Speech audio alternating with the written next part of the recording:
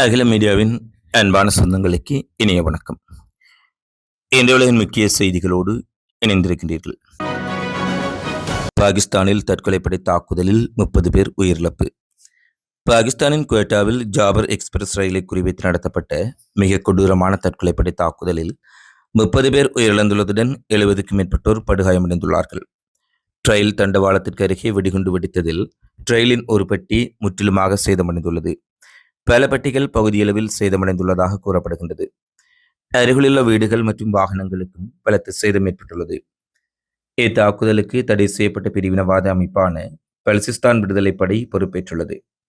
Quota கவுண்டமிலிருந்து ரயிலில் பயணித்த பாகிஸ்தான் இராணுவத்தினரை குறிவைத்து இந்த தாக்குதல் நடத்தப்பட்டுள்ளதாக பலுசிஸ்தான் விடுதலை படை தெரிவித்தாலும், இந்த தாக்குதலில் ஒரு சில பாகிஸ்தான் இராணுவத்தினரே கொல்லப்பட்ட சூழ்நிலையில் அதிகளவான பொதுமக்கள் உயிரிழந்துள்ளதாக தெரிவிக்கப்பட்டுள்ளது. மீட்புப் பணிகள் தீவிரமாக நடைபெற்று வருகின்றது. இந்த விபத்தால் ரயில் தடம் புரண்டதுடன் மிக பெரும் தீ விபத்து ஏற்பட்டுள்ளமையினால் ரயிலில் பெரும்பகுதி சேதமடைந்துள்ளதாக கூறப்படுகின்றது. ஏற்கனவே கடந்த சில மாதங்களுக்கு முன்பு இதே பாதையில் பாகிஸ்தானில் ரயில் கடத்தப்பட்டு பின்னர் நடைபெற்ற துப்பாக்கிச் சண்டையில் பல பயணிகள் மீட்கப்பட்டார்கள். அதே பாதையில் மீண்டும் நடத்தப்பட்ட தற்கொலைப்படை தாக்குதலில் 30 பேர் உயிரிழந்துள்ளமை குறிப்பிடத்தக்கது. அமெரிக்க ஈரான் போரில் அதிரடி திருப்பம். இறுதிக்கட்டத்தை போர் நிறுத்தம் நெருங்கியிருப்பதாக அமெரிக்கா தகவல். ஈரானுடனான பேச்சுவார்த்தைகளில் குறிப்பிடத்தக்க முன்னேற்றம் ஏற்பட்டுள்ளதாக அமெரிக்க வெளியுறவுத்துறை செயலாளர் மார்க்கோ ரூபியோ அறிவித்துள்ளார். நேற்று ஈரானுடன் ஒப்பந்தம் கிட்டத்தட்ட பேசி முடிக்கப்பட்டு விட்டது என்று அமெரிக்க ஜனாதிபதி டொனால்ட் ட்ரம்ப் கூறியதை அடுத்து ரூபியோ இந்த தகவலை வெளியிட்டுள்ளார். முன்னதாக ட்ரம்ப் ஈரானுடன் ஒப்பந்தம் பெரும்பாலும் பேச்சுவார்த்தை நடத்தப்பட்டு விட்டது என்றும் அதன் இறுதி நிமிடங்கள் தற்போது நடந்து கொண்டிருப்பதாக ட்ரம்ப் தெரிவித்துள்ளார். அந்த விவரங்களை விரைவில் முழுமையாக வெளியிடப் போவதாக அவர் மேலும் குறிப்பிட்டுள்ளார். ஈரானின் அரை அரசு செய்தி நிறுவனம் 30 நாட்களுக்குள் கர்மஸ் நீரிணை போருக்கு முந்தைய நிலைக்கு திரும்பும் என்றும், ஒரு சாத்தியமான ஒப்பந்தம் ஏற்பட்டால் அனைத்து முனைகளிலும் தாக்குதல் நடத்தப்படும் என்றும் குறிப்பிட்டுள்ளது. கடந்த வாரத்தில் அமெரிக்க மற்றும் ஈரானிய நிலைப்பாடுகள் ஒன்றிணைந்து வருவதாக ஈரானிய வெளியுறவு அமைச்சகத்தின் செய்தி தொடர்பாளர் இஸ்மாயில் பகாயி நேற்று தெரிவித்துள்ளார். ஆனால் முக்கிய பிரச்சினைகளில் ஒப்பந்தங்கள் எட்டப்படும் என்று இதற்கு அர்த்தமில்லை என்று அவர் எச்சரித்ததோடு, அமெரிக்கர்கள் முரண்பட்ட அறிக்கைகளை வெளியிடுவதாகவும், இருந்தபோதிலும் ஒப்பந்தம் ஏற்படுவதற்கான வாய்ப்புகள் அதிகமாக உள்ளதாக அவர் குறிப்பிட்டுள்ளார். ஐநாவில் அணு ஆயுத பரவல் தடை ஒப்பந்த மறுஆய்வு மாநாடு உடன்பாடின்றி நிறைவு. அணு ஆயுத பரவல் தடை ஒப்பந்தத்தை மறுஆய்வு செய்வதற்கான ஐக்கிய நாடுகள் சபையின் மாநாடு எவ்வித இறுதி உடன்பாடும் இல்லாமல் நிறைவடைந்துள்ளது. இத்தகைய மாநாடு உடன்பாடு தோல்வியடைவது இது தொடர்ச்சியாக 3வது முறையாகும். கடந்த 2022 ஆகஸ்டில் உக்ரைன் போர் காரணமாக ரஷ்யாவால் ஒப்பந்தம் முடங்கியது. இந்நிலையில் ஈரானின் அணுசக்தி திட்டம் குறித்து அந்நாட்டுடன் அமெரிக்காவுக்கு நிலவி வரும் மோதலே தற்போதைய தோல்விக்கு காரணம் என ஐநா குறிப்பிட்டுள்ளது. கடந்த ஏப்ரல் 27 தொடங்கி 191 உறுப்பு நாடுகள் பங்கேற்ற தற்போதைய மாநாட்டில் ஒருமித்த கருத்து எட்டப்படவில்லை என்பதை மாநாட்டின் தலைவரும் ஐநாவுக்கான வியட்நாம் தூதரும் அதிகாரப்பூர்வமாக அறிவித்துள்ளார். பிலிப்பைன்ஸில் கட்டுமான பணியின் போது இடிந்து வீழ்ந்த அடுக்குமாடி கட்டடங்கள் மீட்புப் பணிகள் தீவிரம். தென்கிழக்கு ஆசியாவில் அமைந்துள்ள நாடு பிலிப்பைன்ஸ். அந்நாட்டின் பம்பாங்கா மாகாணம் ஏஞ்சல்ஸ் நகரில் 9 மாடிகளை கொண்ட கட்டிடம் கட்டப்பட்டு வந்தது. இந்நிலையில் அடுக்குமாடி குடியிருப்பு வேலைகள் நடைபெற்றுக் கொண்டிருந்த போது எதிர்பாராத விதமாக அடுக்குமாடி கட்டிடம் முற்றாக இடிந்து வீழ்ந்தது. இந்த விபத்தில் கட்டட இடிபாடுகளுக்குள் 50க்கும் மேற்பட்ட தொழிலாளர்கள் சிக்கிக் கொண்டார்கள். இந்த கட்டட விபத்து குறித்து தகவல் அறிந்த மீட்புக் குழுவினர் இடிபாடுகளுக்குள் சிக்கிய 22 தொழிலாளர்களை லேசான காயங்களுடன் மீட்டனர்.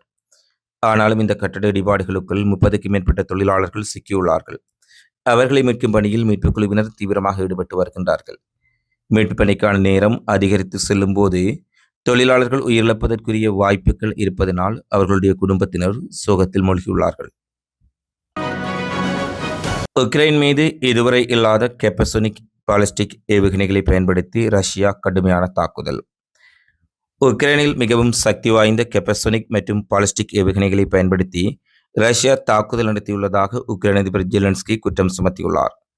உக்ரைன் தலைநகர் கீவ் நகரில் நேற்று நடத்தப்பட்ட வான்வெளி தாக்குதல்களில் சக்தி வாய்ந்த கெப்பசோனிக், ஆரஷ்னிக், பாலிஸ்டிக் ஏவுகணைகள் பயன்படுத்தி இருப்பதாகவும், இதனால் பல்வேறுபட்ட உக்ரைன் உட்கட்டுமானங்கள் சிதைக்கப்பட்டுள்ளதாக அவர் குறிப்பிட்டுள்ளார்.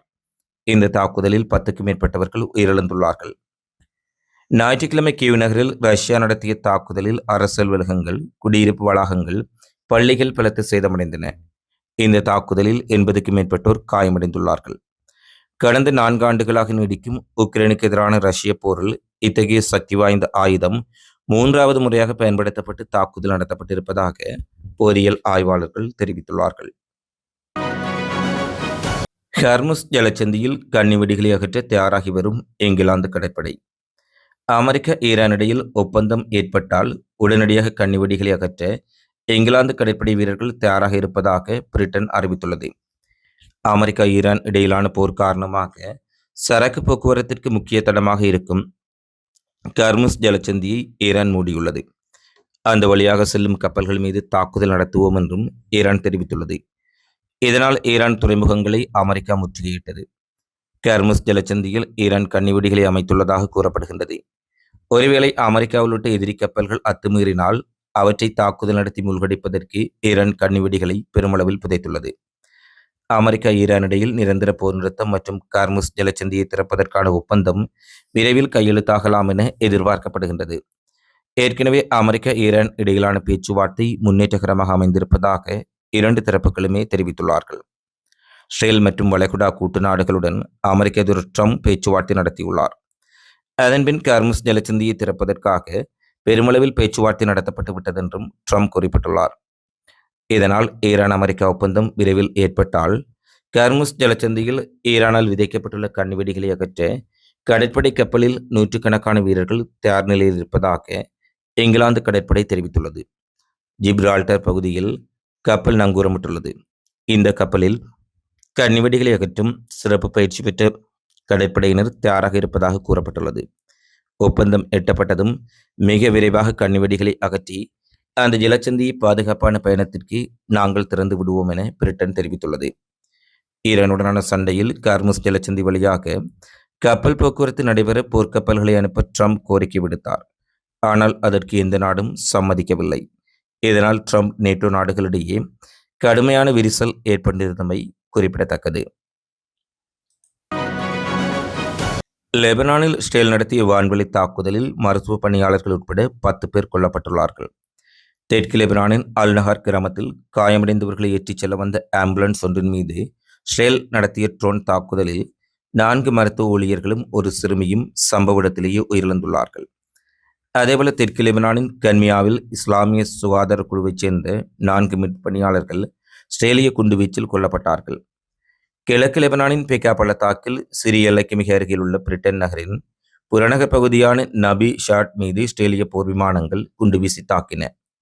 தெற்கின் முக்கிய துறைமுக நகரான டைகர் பகுதியில் பல அடுக்குமாடி குடியிருப்புகள் ஏவுகணைகளால் தகர்க்கப்பட்டு அந்த நகரமே புகைமண்டலமாக காட்சியளிக்கின்றது. கடந்த 3 மாத கால பகுதியில் லெபனான் மீது இஸ்ரேல் நடத்திய தாக்குதலில் 3000க்கும் மேற்பட்ட பொதுமக்கள் கொல்லப்பட்டுள்ளதாக லெபனான் சுகாதார அமைச்சகம் தெரிவித்துள்ளது.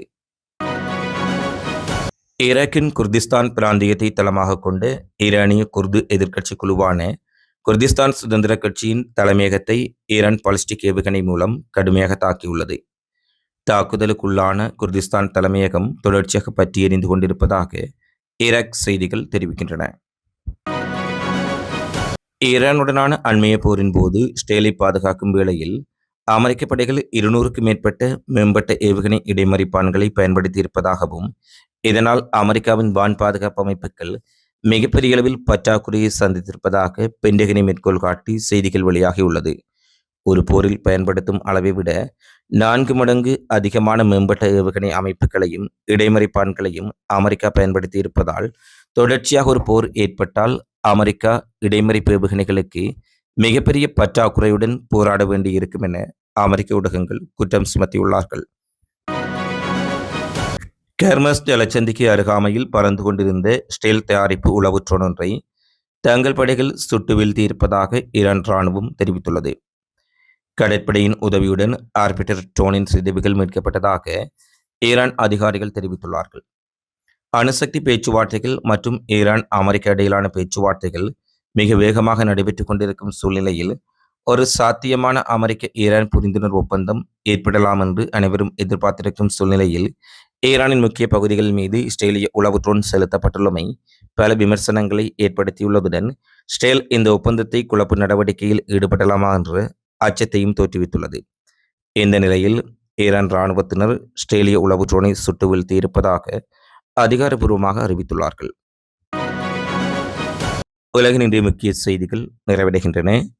தொடர்ச்சியாக உலக செய்திகளை உடனுக்குடன் அறிந்து கொள்ள அகில மீடியாவுடன் இணைந்திருங்கள். இந்த காணொளிப்பதிவு தொடர்பிலான உங்களது மதிப்புமிக்க கருத்துக்களை கமெண்ட்ஸில் தவறாமல் பதிவிடுங்கள். மீண்டும் அடுத்த காணொளியில் சந்திப்போம். நன்றி, வணக்கம்.